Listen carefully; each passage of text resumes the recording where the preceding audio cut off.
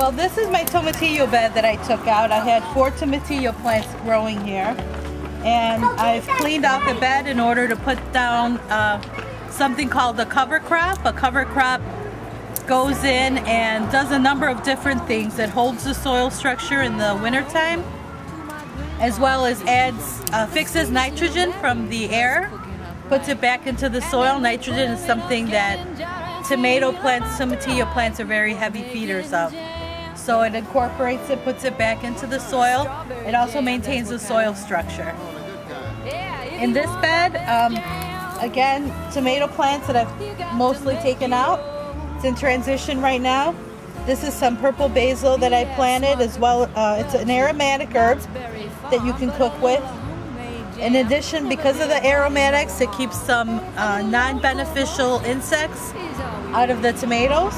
Non-beneficial insects are just going to be insects that are going to eat your leaf and destroy your crop, basically. So this here is an eggplant. That belongs to the winter squash. If I can point to it, you can see the beginning of one right over here.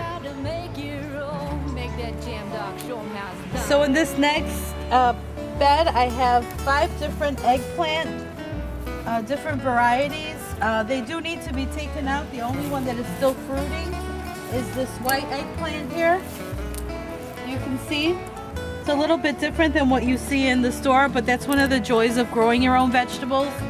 You can get a little, you can tailor it and get a little crazy with your varieties, which I enjoy doing. I enjoy growing varieties that I've never seen before. I also have one of the best tomatoes I think you'll ever have. It's called the Sun Gold tomato. That's the variety of it. And it's almost a sweet fruity flavor. They're really good. There's a company that actually makes a jam out of these because they are so sweet. This is a peach tomato. It's almost the color of a peach, and it's got a little bit of fuzz on it like a peach. These are perfectly ripe. These will never turn red. They're ripe just and perfect just the way they are. This you can see would be nice for a little salad, cutting it up. And I see another tomato ripening I'm going to pick here. There's making jam. I'm starting to pick most of these. Because we are at the end of the season, I'm starting to pick them before they fully ripen on the vine so that I can salvage them. And for another reason that I'll show you further down on the bed, this is, as long as it's got a little bit of a blush on it, you can put this on newspaper and it'll ripen on its own. It tends to maintain a little bit more firmness if you ripen it off the vine as well. But sometimes they're better when they're ripened on the vine in terms of flavor. This is a natural herb, it's sage. It's great in meat dishes. A little bit of an ornamental. I think it's important to incorporate ornamentals with your edibles.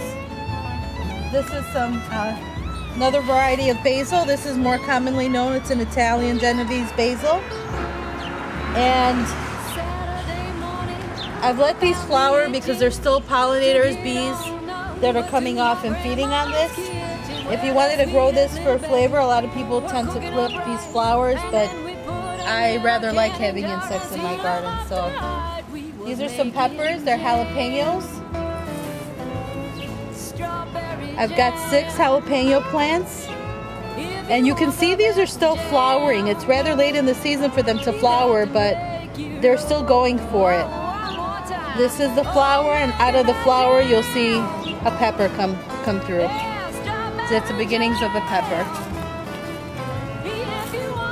And in this next bed, again, another variety of tomato. I have 2 different varieties here. This is a pleated tomato. You can see how it ribbons. This is the other reason why you may want to pick your fruit before they're completely ripe.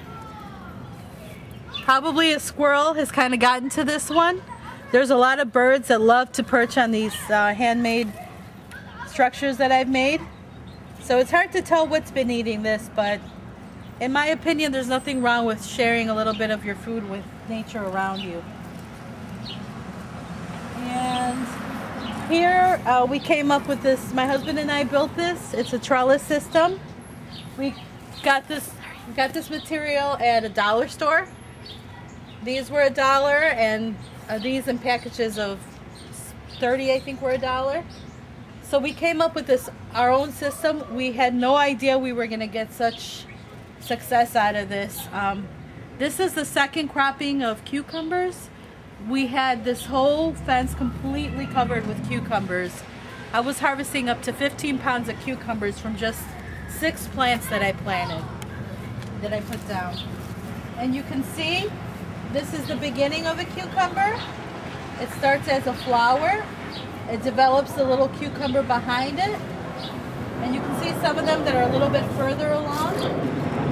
And you can see they've got a defense mechanism. They've got these spiny little, to kind of try to keep mammals from eating them. This section was previously green beans. There's one lone green bean plant that's kind of survived, and it is still producing. I'll pick one for you to see.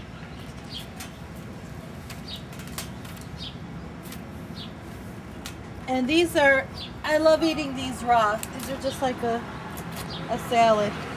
This is one plant that reseeded itself, and this is what you get. These are green beans fresh off the vine.